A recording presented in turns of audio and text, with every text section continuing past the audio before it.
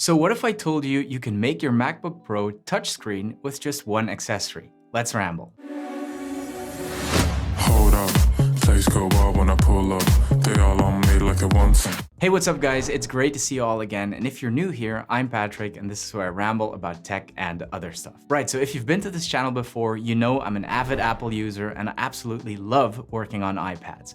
I love how portable they are and how versatile they are. There are so many use cases for an iPad. And because I run this tech channel, I'm lucky enough to own several iPads in different sizes, so I get to enjoy them for different purposes, and they're a lot of fun. Having said that, whenever I need to do long work sessions with a lot of multitasking, or I need to edit my videos, I always revert back to using my MacBook Pro. I recently got the fully spec'd out 14-inch M1 Max MacBook Pro, and it's a fantastic machine. It's an absolute powerhouse and it cuts right through heavy 4K editing timelines like butter. Now I went for the 14-inch because I love how portable it is. It feels light on my lap and it's perfect for coffee shops as well as airplane seats. But when it comes to editing, or whenever I need a lot of windows open for longer work sessions, I often find myself using portable external displays. The problem with those is that they're often flimsy, no-name displays from Amazon, and ultimately they all seem to crap out on me.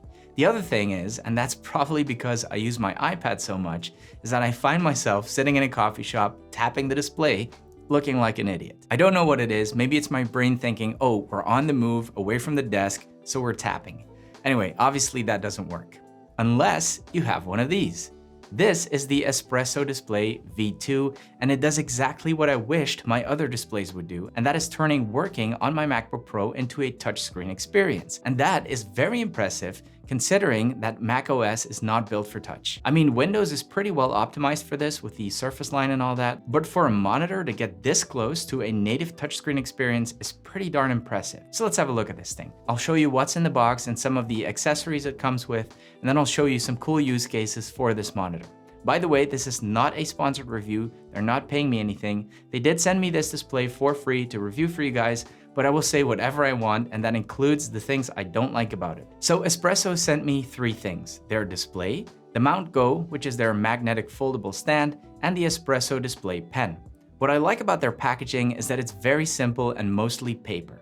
In my opinion, it could have been all paper, but this is a lot better than a lot of other packaging. Inside, we have the display, and the first thing you'll notice is how thin this is, and the fact that it has only two ports, both of them USB-C. There are some small speaker grills at the bottom.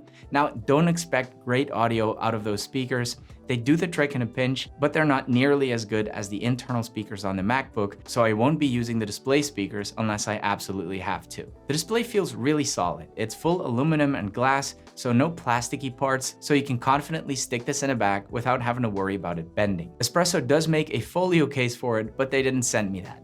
What's up with that, Espresso? So I can't really say much about it, other than it's probably a good idea to use some sort of cover if you plan to take this thing with you. Aside from the display, there's only two things in the box: a polishing cloth, which is good because this thing is a fingerprint magnet, and a USB-C to USB-C cable. As you can see, they didn't waste any paper on stacks and stacks of pointless documentation. Instead, there is a QR code in the box for those people who actually want to read the instructions. Do people actually do that? Let me know in the comments if you read the instructions or you just go in there guns blazing. Right, moving on to the magnetic stand. Fun fact, this little thing actually won the 2021 Red Dot Design Award, which is pretty cool. And inside we have one thing: the stand. It's heavy enough to be planted firmly on a table, but not too heavy, and it folds down very small, so you can easily toss it in a bag and bring it with you. The display snaps on really easily, and the magnets are nice and strong. You can use it in all kinds of different angles, and you can even use the display in portrait mode because it has built-in screen rotation, which I personally really like because that is how I use my secondary display here at home. Leaves us with the Espresso pen. This is just a simple stylus with a button that mimics a right click on a mouse, and it charges via USB-C. Comes with one extra tip. Very quickly, some specs, because I don't like to dwell on those. 15.6-inch display, full 1080p, so not 4K, 300 nits of brightness, 60 Hz refresh rate, a 16:9 aspect ratio, and a total weight of 850 grams, which is a little under 2 pounds. Now, the fact that you can power and run this thing using just a single USB-C to USB-C cable from your MacBook in terms of real-world portability cannot be underestimated.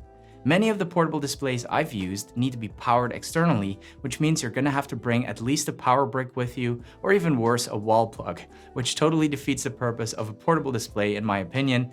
If I want to work in a coffee shop, the last thing I want to be doing is scouring the place for a wall outlet and then be chained to it. This setup is nice and easy, plug and play, you connect it to your MacBook and you're ready to go. By the way, this works just as easily with something like a Nintendo Switch or an iPad. I'll get back to that towards the end of the video. I love the way the display looks on the magnetic stand, by the way. It almost looks like a miniature iMac. But then when I want to use the pen, I can bring it all the way down like this, which is perfect for writing and drawing. And now it kind of reminds me of the Microsoft Surface Studio.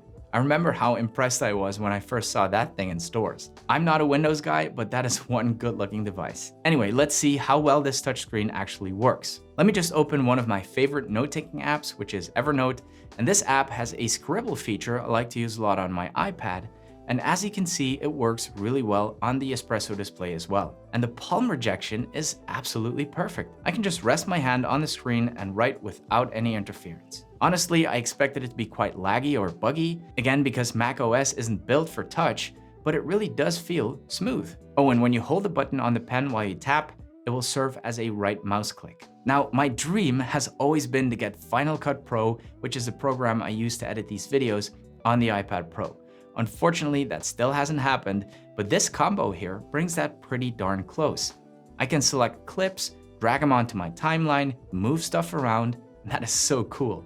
Now, obviously, I couldn't edit an entire video using just a pen. I'll still need a keyboard for text edits and shortcuts, but the fact that this even works just blows my mind. Oh, and like I said earlier, this display works as an external display with your iPad as well. The touchscreen doesn't work in that case, but it's still pretty neat to have a large external monitor for your iPad that can be powered by said iPad. It probably won't add much value when I'm working on my iPad Pro, but it's definitely really nice to use as an external gaming monitor when I just bring my iPad mini, when we're on a trip or something. And I could hand it over to my daughter so she can use it with her Nintendo Switch. I think Espresso created a really solid, versatile monitor, which is a little bit on the expensive side. I mean, it starts at $339 for the non-touch 13-inch, up to $499 for the 15-inch touch version, which is the one I showed you today. But it's definitely built like a tank and with a great user experience. Let me know in the comments what you guys think. There's a link in the description if you want to pick one up. If you enjoyed the video, please give it one of these. It really does help the channel. Subscribe for more content. Thank you so much for watching and see you in the next one.